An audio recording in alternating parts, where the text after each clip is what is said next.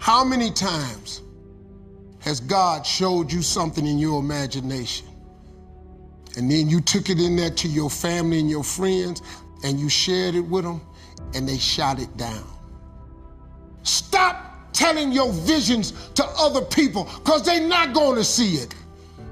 Why you keep imagining graduating, getting a better job? Why do you keep imagining buying a house?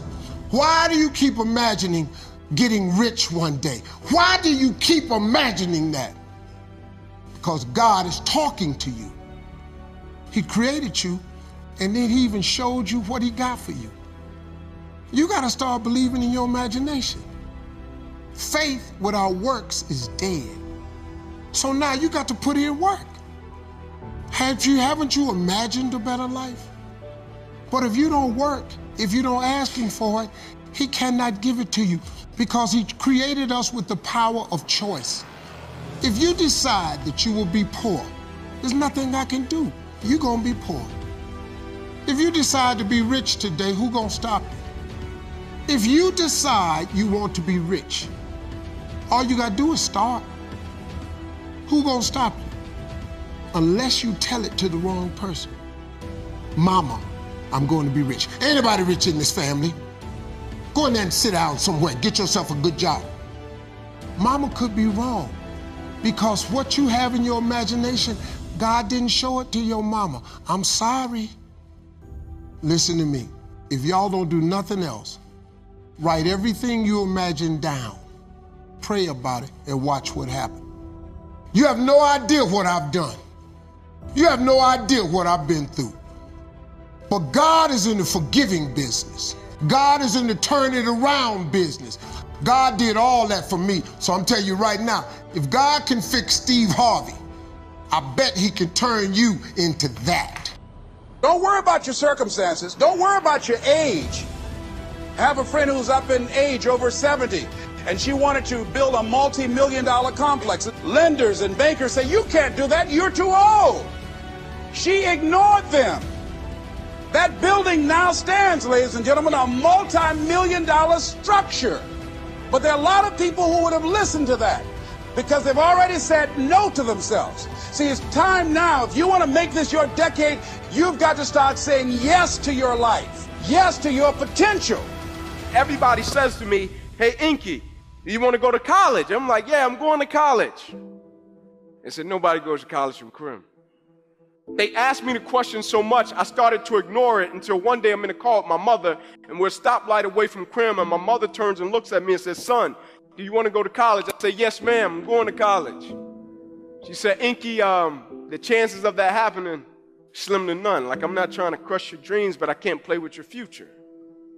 It just doesn't happen. I said, just give me a shot. The first day I get to the school, I see why everybody said what they said. There was a cop at every single door and metal detectors. And I'm still hyped. My man starts searching me.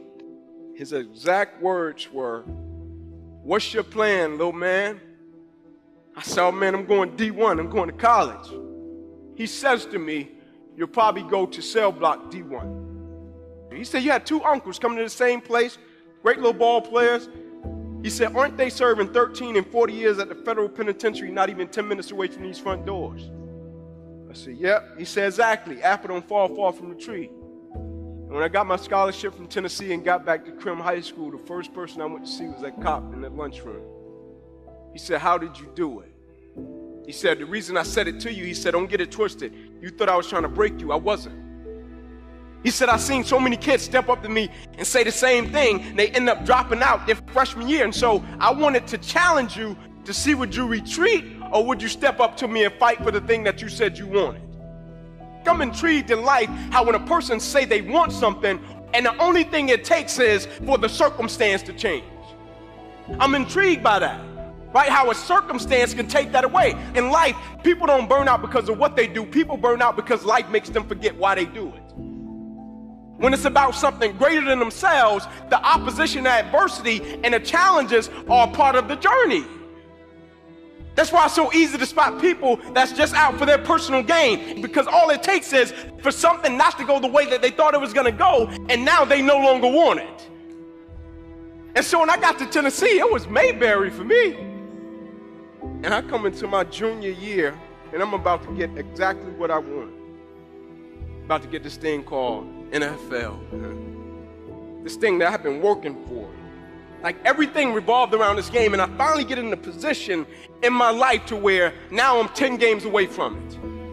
NFL on top of the paper. Inky Johnson projected top 30, automatic multi-millionaire. Just play the next 10 football games, Ink. You made it.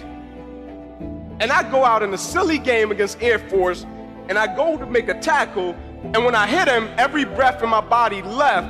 I fall to the ground, I blacked out. When my eyes open, guys run over. Ink, let's rock, man, let's go, let's finish him off. I can't. They said, what do you mean you can't? I said, I can't move. I said, I can't feel anything. Doctor says to me as he's walking beside me, I don't know how you're still alive, son. You don't have any pulse. I'm sitting there and people coming into my room like, Inky, man, I'm sorry about what happened to you. Like, man, that's really the only thing you wanted, huh? Like, the only thing you really wanted was the NFL. That's it.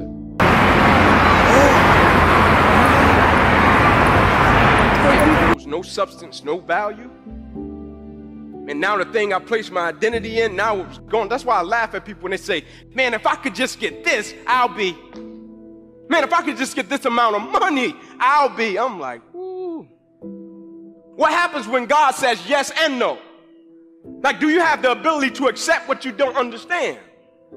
Can you handle when things get off course? I'm sitting there and I'm thinking, like, man, I'm 8 games away. Like, let me get the contract, then redirect me so I can help my family. And God's like, no, son, I need you to really go that way. And I'm like, you sure? Like, I need to go this way. He's like, no, I need you to go this way. I got something greater for you. Now, it might take a little longer to manifest, but I got something even sweeter. I got something, son, that's going to carry you for the rest of your life.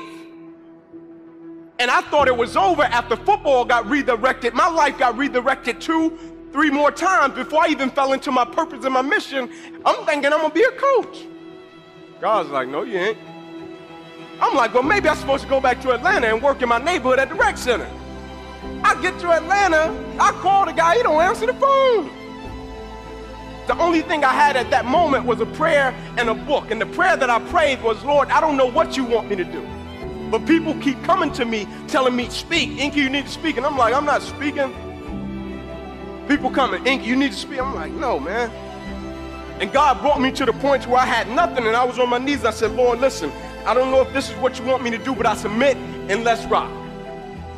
And the next morning I woke up, I had my book I had written, and I got up and I looked at my wife. I said, I'm going to take this book to Oprah. Do you know Oprah? I'm like, nope. You know anybody at Harpo Studio? I'm like, nope. She said, go for it. And so I got my book, I got my suit, it's hot. Every door that opened, I ran in it. I'm, hey man, Inky Johnson, drove from Atlanta. They're like, get out of here. So after getting kicked out like 4 doors, I go to the back of the building.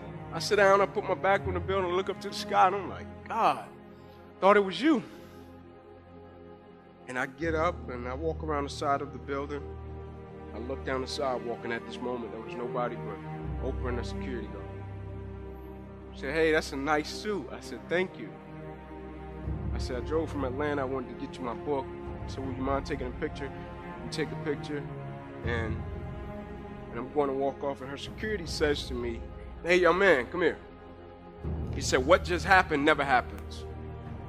So I leave, I start to put the picture on social media, send it to my friends, everybody's reaction. You gonna be on a book club? You gonna be on a show?